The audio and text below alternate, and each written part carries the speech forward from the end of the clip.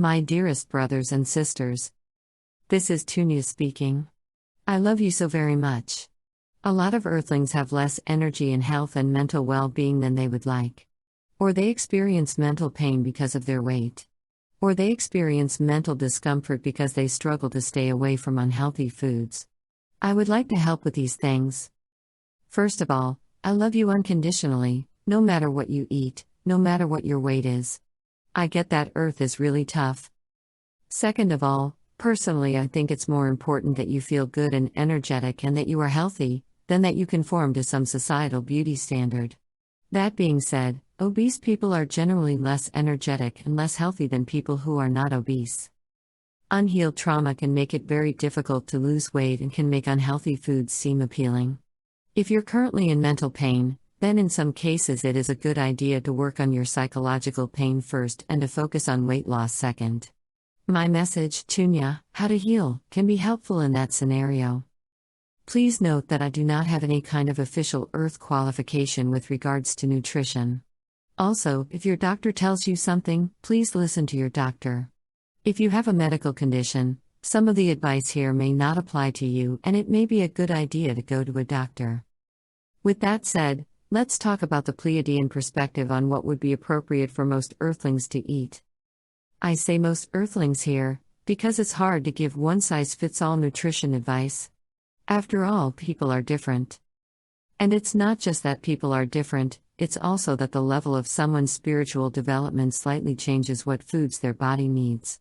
This is why, for example, you see that people tend to eat less meat as they become more spiritually mature. This is not just a matter of them thinking, oh, eating meat is immoral. It's also that in general, their bodies will literally desire more fruit and less meat. That said, there are absolutely vegetarians with a low level of spiritual development and meat eaters with a high level of spiritual development. All I am saying is, the level of someone's spiritual development slightly changes what foods their body needs. It sometimes happens on Earth that a spiritual teacher says that a certain clean diet is great, and it genuinely is great for them. But it might not yet work for an average person. So, it is important to not get too caught up in theories and concepts, and to simply listen to your body and your intuition. If you can communicate with your soul, that's even better. For example, you can think or say, "My soul, what should I eat today?" Only answers that arise immediately come from your soul. Your soul will answer in your regular inner voice, but the answer will be from your soul. If you're able to communicate with your soul, please follow it over anything that I say or that anyone else says. There is an Earth joke that apparently every kind of food is unhealthy. Unfortunately, there is some truth to this. There is no or almost no food in your average Earthling supermarket that I would personally be happy to eat. If I were to spend time on Earth, I would consider living on or starting an organic farm. Or at least I'd consider having a big garden and growing some of my own food, possibly together with people in my neighborhood. That said, I understand that not everyone is in a position to do so. Personally, I would not eat meat, partly for moral reasons, partly because this can hold you back spiritually and partly because of the things that are being put in meat. That said, the ET diet that I will present here does work if you eat a bit of meat occasionally. I am personally okay with occasionally consuming non-meat animal products that are obtained without the animal suffering. However, in practice almost all animal products in supermarkets do involve the animal suffering along the way, so I would not eat those. Plus again, the animals are often injected with things that I do not want in my body. Even if I had access to animal products that were obtained without the animal suffering, I would only eat them once in a while. Most days I would eat in a vegan way. Also, I do not like the term animal product. So, what do I recommend that Earthlings eat? In summary, a huge amount of carbohydrates and relatively little fats and proteins. As you may already know, foods like rice, potatoes, bread, fruit and even sugar have a lot of carbohydrates, or carbs for short. I recommend eating a lot of carbs because they are your body's primary fuel source. Eating carbs is what makes you feel energetic. You do need a little fats and proteins to be healthy, but only a little. Most Western people eat too many fats and proteins, and eat way too few carbs. Eating lots of carbs and only a little fat and protein will also generally lead to weight loss. There is an asterisk here that is described in the troubleshooting section. To get an intuitive idea of this, you can think of Asian people who traditionally ate a lot of white rice and only a little bit of meat and other foods that come from animals. And the common view of Asians is that they are generally lean, healthy, able to function well at old age, able to work hard, and that they are good at mathematics. In large part, they have these advantages because they eat plenty of carbs. Or you could say, if you give your body plenty of fuel, which is primarily carbs, then your body will function well. Before I expand further on what kind of diet I recommend, let's first discuss some misconceptions about nutrition that Earthlings have. Misconceptions about food. First of all, let's discuss the concept of calories in, calories out. The idea here is that a calorie is a calorie, and that if you want to lose weight, you do so by counting your calories and making sure that you eat less calories than you burn. There are some problems with this idea. First of all, if you look at any animal in the wild, they just eat whenever they want and they have a healthy weight. They are not using spreadsheets or mobile apps to count their calories. This is because if you eat food in roughly correct proportions, you can eat as much as you want without getting fat. Animals in the wild demonstrate this. This is true for Earthlings as well. If you eat plenty of carbs and only a little bit of fat and protein, then generally you can eat as much as you want and you will maintain a healthy weight. Also, we see that trying to restrict calories doesn't work in practice. After all, a lot of overweight Earthlings try to lose weight in this way, yet in the medium term very few of them succeed. Calorie restricting is what often leads to the dreaded yo-yo dieting. The calories in, calories out viewpoint also misses that the energy expenditure of your body depends on the type of calorie that you eat. If you eat a high-fat, high-carb meal of 700 calories, then you will likely feel lethargic. This is a sign that your body is not expending much energy at the moment. However, if you eat a high-carb, near-zero-fat meal of 700 calories, then you will likely feel energetic. This is a sign that your body is expending a good amount of energy at the moment. So the type of calorie you eat influences the calorie out part of the calories in, calories out theory. The type of calorie you eat has an impact on whether you lose weight or maintain your weight or gain weight. Moreover, the type of calorie you eat determines the calories in part of the theory as well. Namely, what kind of calorie you eat affects how much hunger you have and thus how much you will eat. Let's say that Tom needs 80 grams of carbs to feel energetic. If he eats 80 grams of carbs and about 0 grams of fat, then he'll feel good, and this is a relatively low-calorie meal. If he eats a high-fat, high-carb meal, then his body will often push him to keep eating until he has reached 80 grams of carbs, and this is a relatively high-calorie meal. In this way, the kind of calorie you eat also depends on how much craving you feel for additional food, and hence it affects how many calories you ingest. While the body is a bit more complicated, it's a pretty good rule of thumb to think in terms of, carbs are fuel and people need a certain amount of carbs to feel energetic. Their body will keep pushing them to eat until they have eaten that many carbs, because the body wants a certain amount of fuel. So if you eat mostly carbs, you will feel energetic and generally not gain weight. If you eat high-fat, high-carb meals, then either you will eat until you have enough carbs but this leads to weight gain, or you will stop eating at a point where you're not gaining weight but then you don't have enough carbs and you will feel lethargic. People who eat high-fat, high-carb meals often feel like they have to choose between not getting enough fuel in their meals versus getting enough fuel but then also eating so much that they gain weight.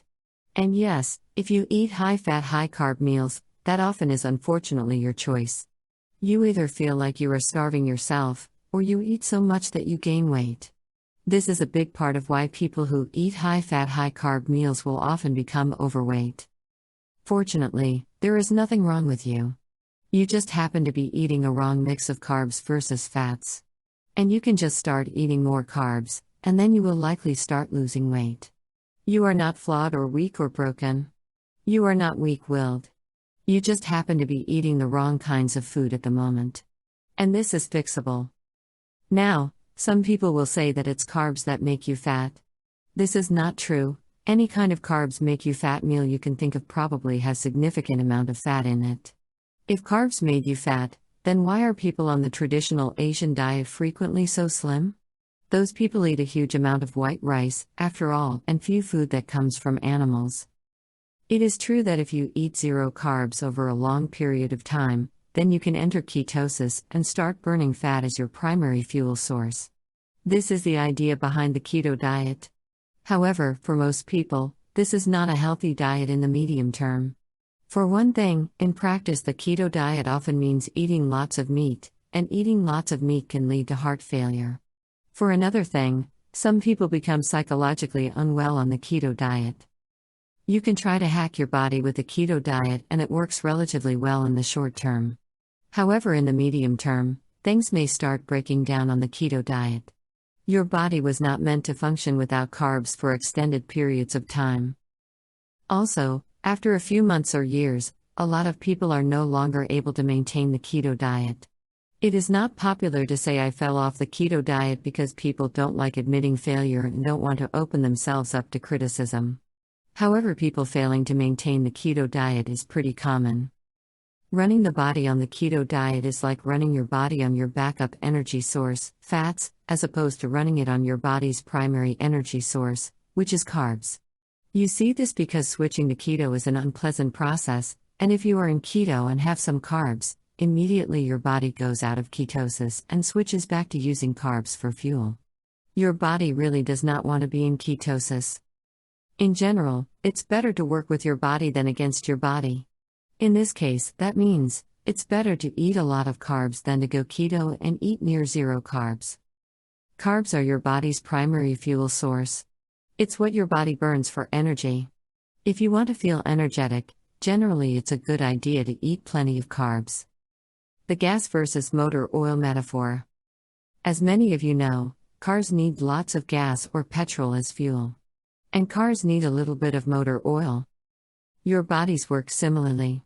They need lots of carbs as fuel.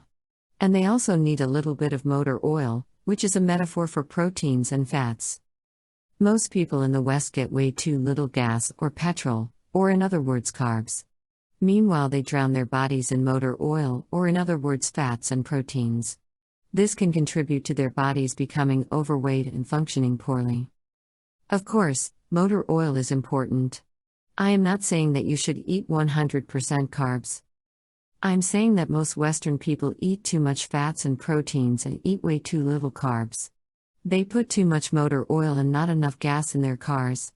If people were to eat more carbs, they would generally lose weight, feel more energetic, and also feel emotionally much better. Not all, but some forms of psychological unwellness can literally be solved just by eating more carbs. The ET diet, important principles. During every meal, eat as many carbs as you want. Eat unlimited carbs. Eat more carbs than you think is reasonable. Should you struggle with this way of eating, probably the solution is to add more carbs, or more water. Even after I say this, a lot of people who try this diet will still not eat enough carbs. So long as you keep your fat and protein intake low, eating lots of carbs will generally not lead to weight gain. Remember the discussion that we had about calories? I recommend eating as many carbs as you feel like eating, without tracking calories or skipping meals. Remember that people on the traditional Asian diet ate lots of white rice and little fat, and they were lean and healthy. So what I am recommending here is eating in a way that's similar to how billions of people have eaten for centuries. It's not some kind of crazy new idea. Instead, it's a very tried and tested method of eating. If you want to lose weight, I recommend only eating 10 to 15 grams of fat for the entire day. It's good to experiment whether you feel better when eating either 10 or 15 grams of fat. To get an idea, 10 to 15 grams of fat can be 2 to 3 eggs. Or it can be half an avocado. Or it can be a small handful of nuts.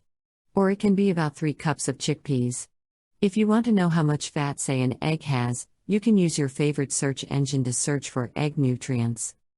If you don't want to lose weight, add fat to your diet until your weight stabilizes.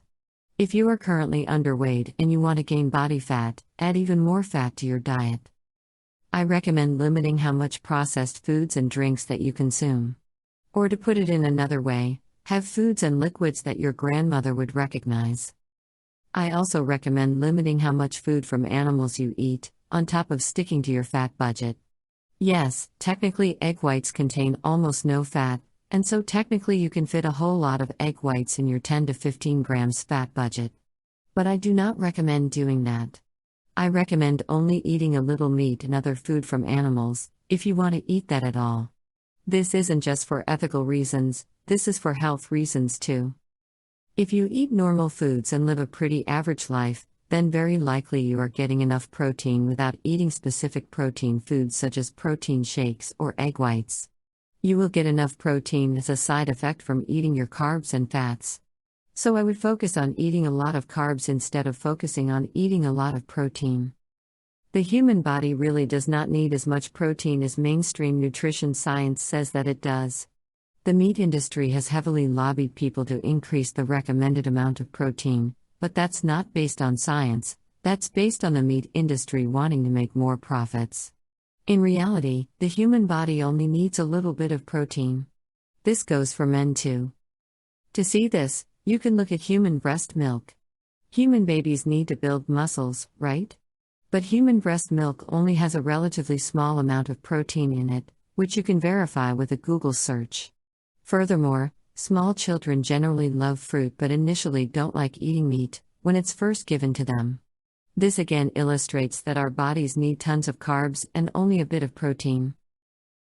If you are overweight and you want to sculpt a muscular body, then I would first focus on losing weight. The ET diet is excellent for sustainable weight loss.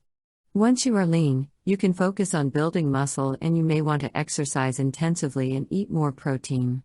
For the average person who engages in little to moderate exercise, you will get enough protein just by eating normal food. If you work out intensively and want to become more muscular, then you can think about egg whites or other ways to get more protein. While exercise is of course good, you can lose weight on the ET diet without exercising. Conversely, you can certainly gain weight if you eat high-fat, high-carb foods, even if you exercise a lot. So diet is the most important thing when it comes to weight loss. You cannot outrun your fork. If you are currently not yet exercising, I would recommend getting used to eating in the ET diet way first. Then add some exercise a bit later. If possible, try to find a way of moving your body that you actually enjoy. That might be team sports, yoga, dancing, or it might be walking or running with an audiobook. Aside from protein recommendations about how many vitamins you should have every day are not correct either. Furthermore, some information about which foods contain how many vitamins are also false. I would suggest focusing on getting enough carbs and not focusing on eating the exact foods that a spreadsheet says you need to get all your vitamins. Note that I will suggest eating a lot of fruit, which are an amazing source of vitamins. If you eat in a varied way and supplement vitamin D if you live outside the tropics, you should do pretty well. If you eat little food that comes from animals, then it's good to supplement vitamin B12 too. And if you have any cravings for weird food, then go eat that because there may be some nutrients in there that your body is missing. Your body is smart enough to give you a craving for a specific kind of food if that food has some vitamins or other nutrients that you are missing. Listening to your body is a good idea in general. The ET diet, on refined sugar. The Australian paradox is the observation that during a period where people ate less refined sugar, more Australians became obese. This is because if you tell people to avoid refined sugar, then in practice they will start consuming more high-fat, high-carb meals. In turn, that will make them more overweight. If the average person reduces their refined sugar intake, then indirectly they will become more overweight and unhealthy. Yes, refined sugar is bad. But if you tell people to not eat refined sugar, then on average they will consume too much fat, which is worse. Consuming a bit of refined sugar is the lesser evil. Artificial sweeteners are not a way out of this situation, because artificial sweeteners do not satisfy people for a moderately long period of time, like sugar does. Moreover, artificial sweeteners are absolutely terrible for the body. Therefore, I am going to advise people to eat some refined sugar. I would rather give advice that actually helps people, rather than advice that is theoretically great but that people can't actually adhere to. A lot of people on your planet give advice that is theoretically great but that most people can't actually adhere to in practice. I do not think this is helpful. If you give advice that most people can't follow, then the advice simply isn't very good. While refined sugar isn't great, it's not as bad as Earthlings think it is. For example, if you Google Eliud Kipchoge sugar, then you can read that this long-distance runner consumes 10 to 15 teaspoons of sugar per day. And he's perhaps the greatest marathoner on Earth. Now, I wouldn't necessarily consume that much sugar myself, but my point is that refined sugar is not as bad as people think it is. If you are currently eating in a very clean way and you feel amazing and healthy and energetic, then great. I would not add refined sugar to your diet in your case. But if you are currently overweight or are struggling with staying away from junk food, which is most people in the West, then I would have some refined sugar. You can always reduce your refined sugar intake later. If you keep your fat intake very low, then a bit of sugar will not make you fat. When people think sugar makes you fat, then they often picture foods that are high in sugar and also high in fat, such as ice cream. But it's the high-carb, high-fat way of eating that's the culprit here, not the sugar. I would recommend that you do not theorize about this way of eating too much, because your rational mind can easily lead you astray. I would recommend that you actually try out this way of eating for a week and see how this way of eating makes you feel. Think of it as an experiment. At worst, you will learn a few things about nutrition and about your body. And at best, this may just be the ticket to health and leanness and having plenty of energy that you've been searching for. The ET diet, meal by meal.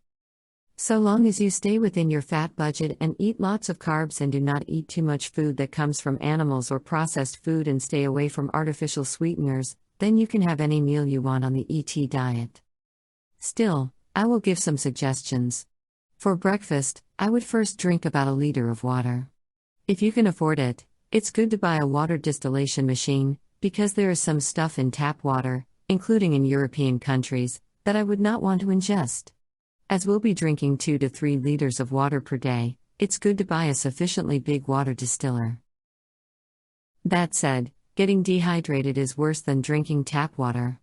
If you normally have access to distilled water but for a couple of hours you do not, then I do suggest just drinking tap water. It's generally better to drink a lot of water at mealtime, rather than have small amounts of water during the day. This is because your body needs a very specific balance between water and sodium, and if you keep having small sips of water, you keep messing up your internal balance. Therefore, it's best to drink large amounts of water a few times per day, although I would not drink more than a liter at one time. For every meal, I suggest eating as many carbs as you want. Generally, it's best to have almost pure carbs for breakfast and lunch because that makes you energetic. I suggest having your vegetables and fats and proteins at dinner time, because you can generally afford to become a bit more sluggish after dinner. For breakfast, it's a great option to drink a liter of water. Then I would pick one fruit and have as many of that fruit as you want. For example, this might be 4 to 10 bananas. Or it might be a whole bunch of dates. If you want a type of fruit that's expensive, such as blueberries, then you can either try to get them frozen because that's cheaper, or you can have 2 kinds of fruit for breakfast. But in that case, I would not mix sweet and sour fruits. Having one kind of fruit is a bit easier on the digestion for most people, plus it's easier to prepare. Yes, you should eat varied foods, but you can fulfill that just fine by having bananas one day, kiwis the next day and dates on the third day. This is a very natural way of eating. If your ancestors were hungry and found a banana tree, they would just eat 10 bananas. That would be their meal. Fruit is amazing and there are a lot of vitamins packed away in fruit, even more than your internet suggests. Fruit has many benefits and one of them is preventing hair loss, which a lot of men are concerned about. Yes, there are fruit sugars in fruit, but fruit sugars are healthy. If you want a snack at any time of the day, it's completely fine to just have more carbs, such as more fruit. You can also have as much fruit juice or orange juice as you want, either during meals or outside of meal time. You can also have other drinks if you want, possibly with refined sugar. However, I would still have 2 to 3 liters of water per day no matter how many other liquids you drink. For lunch, it's time for half a liter to a whole liter of water. You can either drink this about 10 minutes before the meal or at the start of the meal. And again, make sure that you get enough carbs. Eat whatever carbs you want. The best carbs are the ones that you are happy to eat a lot of. Eat way more carbs than you think is reasonable. Breakfast and lunch should be either completely or mostly carbs. So long as you keep fats very low, you can eat as many carbs as you want. And in fact, you should eat carbs until you're satiated, every single meal. If you appreciate a suggestion, for many people, it will work very well to have a lunch with mostly or only white rice. Many Earthlings think that white rice is just empty calories. I would say that white rice is like a very pure gas for your car, to use the earlier metaphor. Sure, you shouldn't eat nothing but white rice, motor oil is also important. But you certainly could do worse than eating a lot of white rice. Personally, I would vary my carbs occasionally, but I would have white rice during most days. It's just a pure form of fuel. Yes, it's not motor oil, but cars don't need that much motor oil. If you think that white rice is not tasty, then I would like to invite you to experiment with different kinds of white rice. A lot of people really like koshi hikari rice and think it is much more tasty than average white rice. Koshi hikari rice is a bit more expensive, but it is still pretty affordable if you buy it online in large quantities. You can also experiment with different kinds of sauces. It's fine if you use a sauce that has sugar in it. It's even fine to sprinkle a bit of refined sugar over your rice. And some people like adding some vinegar to their rice too. You can either have just rice for lunch, or you can have rice with some vegetables or soup or other foods on top of it. Still, I would recommend having mostly rice and only having a bit of vegetables or other foods, because your body needs mostly carbs. Don't have so much motor oil that your engine lacks gas or petrol. And generally, I would have most of my fats during dinner time and not for lunch. Rice cookers make preparing rice very easy. I would recommend having a lot of rice, and if you do, I would recommend getting a rice cooker. You don't need a very expensive one, a rice cooker for 25 to 30 euros can work quite well. I would finally have a normal dinner, with again half a liter to a whole liter of water. I would have again a good amount of carbs, and I would have my fats here. You can open any cookbook and look up dinner recipes for inspiration. The ET Diet, a sample day. The channeler has been eating in this way for some time now and is losing weight and feeling much more energetic than before. Here is a fairly typical day for him. Breakfast, a liter of water plus as much of any one kind of fruit as he wants. For example, this might be 5 plus large bananas or 7 plus kiwis. 11 o'clock, as much fruit juice as he wants, which is often between half a liter and a liter. Sometimes he has regular, non-juice fruit. Lunch, he drinks between half a liter of water and a whole liter of water. Then he eats as much koshi hikari white rice as he wants. He eats that with a sugary sauce and sometimes a bit of vinegar. Sometimes he has some vegetables, but not too much because he wants to be able to fit enough carbs into his stomach. Soup would be another option. The channeler also doesn't have more than a little bit of fat for breakfast or lunch. 3 to 4 o'clock, sometimes he has a snack here like some hard rolls. He likes sourdough or soda, with sugar and without artificial sweeteners. While not ideal, having some soda occasionally is what he needs to be able to stick to the diet for now. If he'd stop drinking soda, he'd start reaching for ice cream and fries, and that would be more unhealthy. Dinner, again he drinks half a liter of water up to a whole liter of water. Then he has a normal dinner. This can be lots of different things. He again has quite some carbs. He typically has most or all of his fat at dinner time, which can be chickpeas or nuts or hummus or seeds or eggs or other things. Sometimes he has steamed vegetables. Some herbs can be healthy and tasty too. Note the abundance of carbs and water that he ate during this day. The ET Diet, troubleshooting. If you don't feel energetic or if you have a hard time resisting junk food, probably the solution is to either eat more carbs or drink more water. I expect that many Western people who try this diet will initially add some carbs to their diet, but not add enough carbs to the diet. Just eat carbs whenever you are hungry and eat as much of them as you want. Don't count calories or limit your carbs intake or skip meals. If you do, you may not succeed on this diet. If you struggle to fit enough carbs into your stomach, then you can consider reducing the amount of non-carbs you eat. For example, the channeler has been eating in this way for a while now with huge success, and for him specifically it works best to have vegetables only 1 to 2 times per week, so that he can fit more carbs into his stomach. For some people it will be healthy to eat more vegetables than that, but still, if you struggle with this way of eating and can't fit more carbs into your stomach, consider eating less non-carbs foods. An alternative is eating more refined sugar, because that is a really easy to stomach way to consume more carbs. As we discussed, refined sugar is often the lesser evil that makes it possible for people to avoid reaching for pizza and ice cream. Or you can try to swap out whatever carbs you're having for white rice. It's a very pure form of energy. Sleeping enough and regularly enough is also important, both for your well-being and your waistline. If you are on a tight budget, then you can just eat a whole lot of white rice. It's very cheap and fits very well into this diet. Bananas are affordable as well.